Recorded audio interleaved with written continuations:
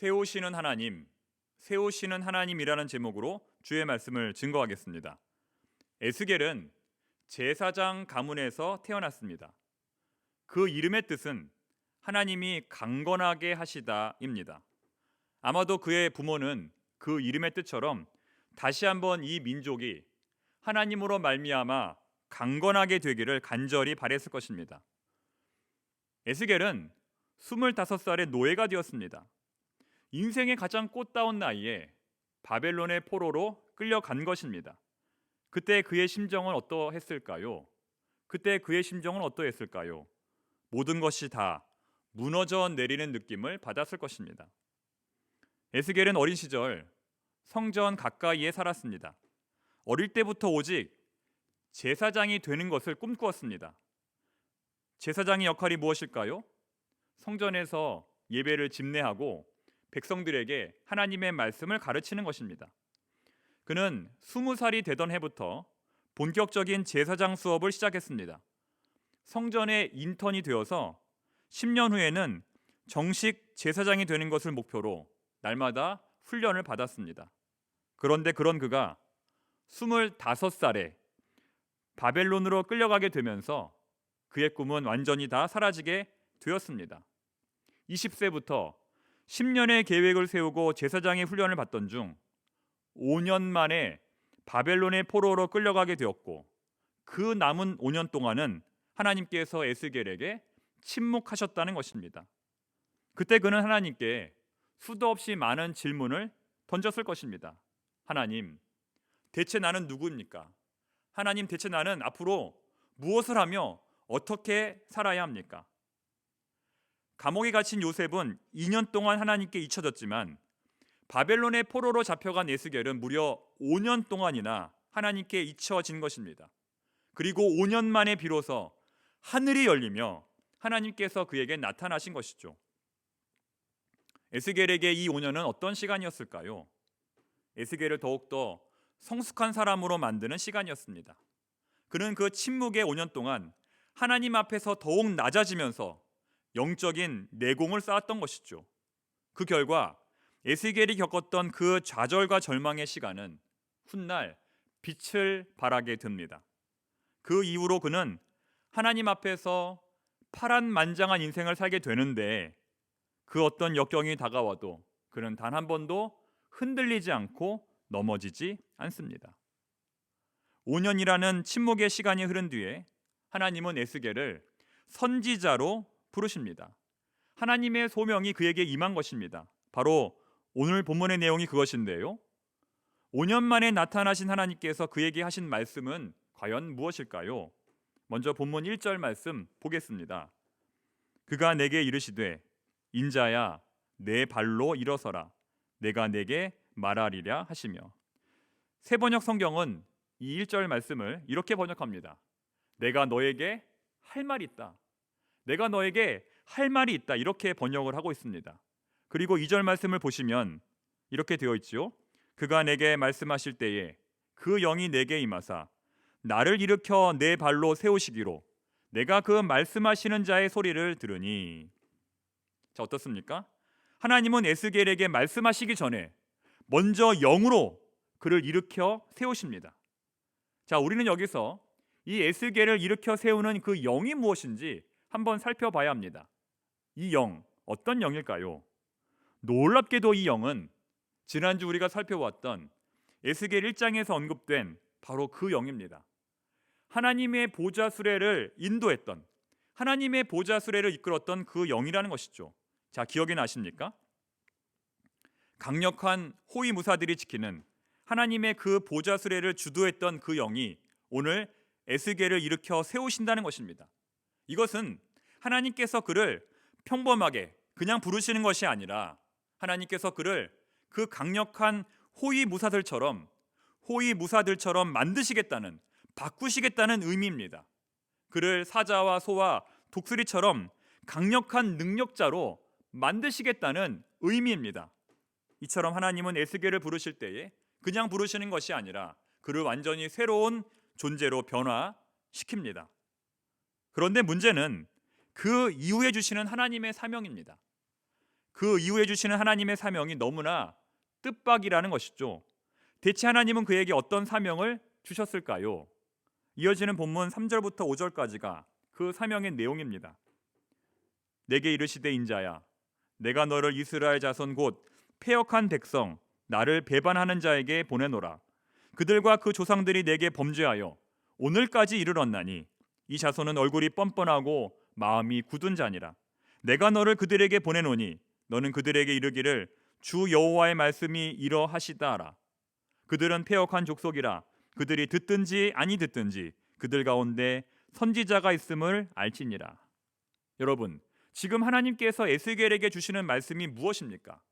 지금 하나님께서 에스겔에게 주시는 말씀은 앞으로 에스겔이 가야 할 그 길이 결코 쉽지 않다고, 결코 만만치 않다고 말씀하시는 것입니다. 여기 어떤 사람이 담임 목사가 되었습니다. 그 길이 꽃길일까요? 아니면 십자가의 길일까요? 그가 젊은 나이에 패기와 열정을 가지고 사역을 해보려고 합니다. 그런데 하나님이 그에게 말씀하시기를 너가 계획하는 사역은 성공하지 못할 것이다. 앞으로 너가 목회를 하는데 많은 어려움이 있을 것이다. 이렇게 말씀하시는 것입니다. 아니, 앞으로 잘 될 것이다. 앞으로 부흥할 것이다. 이렇게 말씀하셔도 될지 말지인데 너는 앞으로 뭘 해도 잘 안 될 거다. 이렇게 말씀하시니 얼마나 기운이 빠집니까? 목회를 하라는 겁니까? 하지 말라는 겁니까? 대체 이 말씀 어떻게 받아들여야 할까요? 그런데 하나님은 에스겔뿐만 아니라 이사야에게도 이와 동일한 말씀을 하십니다. 주님, 내가 여기 있사오니 나를 보내소서. 그가 응답했을 때 하나님은 이사야에게 이렇게 말씀하십니다. 너가 전할지라도 그들은 듣지 않을 것이고 너가 말할지라도 그들은 깨닫지 못할 것이다. 차라리 너는 그들이 회개하지 못하도록 하라. 차라리 너는 그들이 회개하지 못하도록 하라. 미션 파서블이 아니라 미션 임파서블이라는 것입니다. 왜 이렇게 하나님은 사역자를 보내시면서 사역이 잘 될 것이라고 하지 않고 그 사역이 잘 안 될 것이라고, 그 사역이 어려울 것이라고 말씀하시는 것일까요? 그만큼 이 길이 쉽지 않음을, 이 길이 십자가의 길임을 우리 하나님께서 알려주시는 것입니다. 오늘 본문에서는 이러한 험난한 길을 가야 하는 에스겔에게 하나님께서 세 가지의 강력한 무기를 장착시켜 주십니다. 에스겔은 이 무기로 말미암아 한 단계, 두 단계, 세 단계 업그레이드가 됩니다. 자, 어떤 무기일까요? 첫 번째는 하나님의 말씀입니다. 본문 3장 3절 보겠습니다. 내게 이르시되 인자야, 내가 내게 주는 이 두루마리를 내 배에 넣으며 내 창자에 채우라 하시기에 내가 먹으니 그것이 내 입에서 달기가 꿀 같더라. 여호수아에게 하나님께서 무기가 아니라 말씀을 주신 것처럼 오늘 하나님은 에스겔에게 말씀을 주십니다. 두루마리를 배에 넣으며 창자에 채우라, 이렇게 말씀하십니다. 두루마리는 하나님의 말씀을 의미합니다. 하지만 단순히 이것은 성경을 많이 읽으라, 성경을 많이 읽으라는 뜻이 아닙니다. 구약 성경은 인간의 근원적인 욕구가 바로 여기 이 창자에 있다고 보았습니다. 그런데 하나님은 이 창자를 뭘로 채우라? 두루마리를 채우라고 말씀하십니다. 이것은 하나님이 에스겔에게 너의 근원적인 욕구, 인간적인 욕구를 다른 것이 아닌 오직 하나님의 말씀으로 채우라고 명령하시는 것입니다. 말씀으로부터 나오는 기쁨으로 너의 인간적인 욕구를 채우라고 하나님 말씀하시는 것입니다. 사랑하는 교우 여러분, 이것이 바로 우리 믿는 자들과 믿지 않는 자들의 근본적인 차이일 것입니다. 우리 믿는 자들은 오직 하나님의 말씀으로 기뻐하는 자들입니다. 오직 하나님 한 분으로 만족을 누리는 사람들입니다. 이것은 당시에 타락한 이스라엘 백성들의 모습과 비교될 수 있습니다. 왜냐하면 그들은 하나님을 믿는다고 하면서도 여전히 자기 뱃속을 금과 은과 우상에서 나오는 기쁨으로 채우려 했기 때문입니다. 에스겔은 이 하나님의 말씀에 순종하여 두루마리를 먹습니다. 그랬더니 그것이, 그 맛이 무엇과 같습니까? 꿀과 같다고 고백을 합니다. 금 곧 많은 순금보다 더 사모할 것이며 꿀과 송이꿀보다 더 달도다. 에스겔뿐만 아니라 계시록의 사도도 시편의 기자도 동일한 고백을 했습니다. 여기서 말씀이 꿀같이 달다는 것은 그만큼 말씀이 주는 기쁨이 크다. 오직 하나님의 말씀으로만 만족한다는 의미입니다. 우리 청파동 교회가 지난주부터 성경 천독 운동을 시작했습니다. 한 분도 빠짐없이 이 운동에 참여하심으로써 꿀보다 더 달콤한 하나님의 말씀을 체험하는 우리 모두가 되기를 바랍니다. 자, 두 번째, 하나님께서 에스겔에게 주시는 두 번째 무기는 가시와 찔레와 전갈입니다. 한번 따라서 해볼까요? 가시와 찔레와 전갈. 자, 무슨 의미일까요? 2장 6절 보겠습니다. 에스겔 2장 6절. 인자야, 너는 비록 가시와 찔레와 함께 있으며 전갈 가운데 거주할지라도 그들을 두려워하지 말고 그들의 말을 두려워하지 말지어다. 그들은 패역한 족속이라도 그 말을 두려워하지 말며 그 얼굴을 무서워하지 말지어다. 자, 6절을 원문으로 보면 맨 앞에 키라고 하는 접속사가 들어있습니다. 이것은 양보의 뜻으로도 해석할 수 있고 또 이유의 뜻으로도 해석할 수 있습니다. 지금 우리 성경은 양보의 뜻으로 해석을 하고 있는데요. 그래서 너는 비록 뭐뭐 할지라도 이렇게 번역을 하고 있습니다. 너는 비록 가시와 찔레와 함께 있으며 전갈 가운데 거주할지라도. 그래서 마치 가시와 찔레와 전갈이 에스겔을 괴롭히고 있는 것처럼 보입니다. 그러나 방금 읽은 6절 말씀을 전체적으로 보면 이 말씀은 에스겔에게 두려워하지 말라는 확신을 주는 구절입니다. 두려워하지 말라. 이 6절에 두려워하지 말라는 말이 몇 번 나오냐면 무려 4번이나 나옵니다. 한번 볼까요? 그들을 두려워하지 말고 그들의 말을 두려워하지 말지어다. 그들은 패역한 족속이라 할지라도 그 말을 두려워하지 말며 그 말을 무서워하지 말지어다. 자, 그러므로 여기서 이 접속사 키는 이유, 뭐뭐이기 때문에라고 해석하는 것이 더 낫습니다. 즉, 에스겔은 가시와 찔레와 전갈 가운데 거하기 때문에 거기 있는 사람들을 두려워할 필요가 없다는 것입니다. 에스겔 주위에 있는 가시와 찔레와 전갈이 에스겔을 보호해 주기 때문에 저들을 두려워할 필요가 없다는 것입니다. 따라서 여기 나오는 가시와 찔레와 전갈은 에스겔을 도와주는 존재이고 에스겔에게 힘을 주는 존재입니다. 이처럼 하나님은 에스겔을 보호하시기 위해 에스겔 주변에 있는 모든 것들, 심지어는 가시와 찔레와 전갈까지도 사용하십니다. 이것은 원수가 친구가 되고 대적이 동료가 되는 놀라운 은혜입니다. 자, 그리고 마지막 무기, 마지막 세 번째 무기는 3장 9절에 나옵니다. 말씀을 먼저 보겠습니다. 내 이마를 화석보다 굳은 금강석 같이 하였으니 그들이 비록 반역하는 족속이라도 두려워하지 말며 그들의 얼굴을 무서워하지 말라 하시니라. 자, 세 번째 무기는 뭐냐면 단단한 이마입니다. 하나님은 에스겔의 이마를 화석보다 단단한 금강석으로 바꿔주시겠다고 말씀하십니다. 대체 무슨 의미일까요? 읽지는 않았지만 에스겔 3장 5절부터 8절까지 말씀 보시면 하나님은 이렇게 말씀하십니다. 앞으로 이스라엘 족속은 애굽의 바로왕 같이 그 마음이 완악해질 것이다. 그들은 예언자의 말을 잘 듣지 않을 것이다. 오히려 그들은 예언자들을 공격하고 위협할 것이다 라고 말씀하십니다. 그래서 하나님은 차라리 언어가 다른 이방 백성들에게 말씀을 전하는 것이 더 나을 것이라고 하십니다. 이 말을 들은 에스겔 얼마나 두려웠을까요? 얼마나 걱정이 많이 되었을까요? 그런데 하나님은 그런 에스겔에게, 사역에 대한 두려움으로 떨고 있는 에스겔에게 이와 같은 담대함을 주십니다. 그가 모든 두려움을 떨쳐버릴 수 있도록 그의 이마를 몇 갑절 더 단단하게 만들어 버리신 것입니다. 그러므로 에스겔은 이제 더 이상 그들을 두려워할 필요가 없습니다. 왜냐하면 에스겔의 이마가 저들의 이마보다 더 단단하기 때문입니다. 에스겔의 심령이 저들의 심령보다 더 담대해졌기 때문입니다. 그렇습니다, 여러분. 아무리 큰 고난을 당한다 할지라도 우리가 두려워하지 않을 것은 그 고난보다 더 크신 하나님이 우리와 함께 하시기 때문입니다. 아무리 무섭고 두려운 일이 우리에게 다가온다 할지라도 지금도 살아 역사하신 하나님께서 우리와 함께 하시기 때문입니다.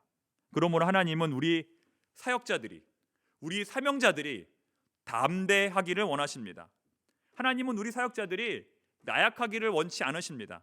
그러므로 모든 사역자들은 하나님께서 주시는 담대함을 얻기 위해 간절히 기도해야 합니다. 예언자 미가는 하나님께 담대해지기를 기도했습니다. 그랬더니 하나님께서 그에게 담대함을 주셨습니다.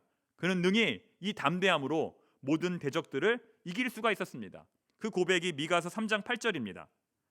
오직 나는 여호와의 영으로 말미암아 능력과 정의와 용기로 충만해져서 야곱의 허물과 이스라엘의 죄를 그들에게 보이리라. 미가의 간증입니다. 이와 같이 하나님의 사역자들은 자신의 용기로 사역하는 것이 아니라 하나님께서 주시는 담대함으로 모든 사역을 감당해야 합니다. 하나님은 이러한 무기들을 에스겔에게 주신 뒤에 에스겔을 사역 현장으로 보내십니다. 앞으로 그는 어떤 삶을 살게 될까요? 앞으로 그는 어떤 사명을 감당하게 될까요? 에스겔서를 쭉 읽어보면 에스겔서의 에스겔은 그의 인생 자체가 예언이었습니다. 그는 말이 아니라 행동으로 하나님의 말씀을 증거했습니다. 어떤 경우에는 1년 동안 꽁꽁 묶인 채로 살기도 했고, 어떤 경우에는 극심한 배고픔과 목마름에 시달리기도 했습니다. 심지어는 그의 아내가 이유 없이 죽음을 당하기도 했습니다. 그런데도 하나님은 슬퍼하지 못하게 하셨습니다. 왜냐하면 그것이 멸망해 가는 유다 백성들을 향한 하나님의 마음을 표현하기 때문입니다. 또한 하나님은 그를 7년 동안 벙어리로 살게 하십니다. 하나님의 말씀 외에는 다른 말을 전혀 할 수 없게 만드신 것입니다. 사랑하는 교우 여러분, 우리는 이러한 에스겔의 삶을 보며 어떤 교훈을 받아야 할까요? 하나님을 믿는 사람들은 과연 평탄한 인생을 사는가?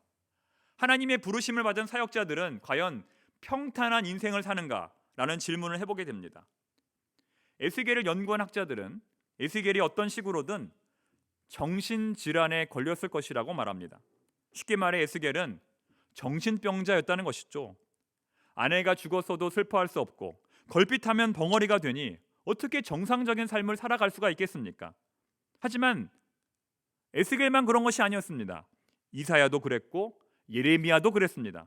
이처럼 하나님께 부름받은 사역자들의 인생은 정말 감당하기 쉽지 않습니다. 여러분, 우리도 마찬가지입니다. 제정신으로는 신앙생활 절대로 하지 못합니다. 이런 말 있지 않습니까? 미친 사람이라는 소리 한 번 못 들어봤으면 제대로 신앙생활 한 거 아니다. 미친 사람이라는 소리 한 번 못 들어봤으면 제대로 신앙생활 한 거 아니다.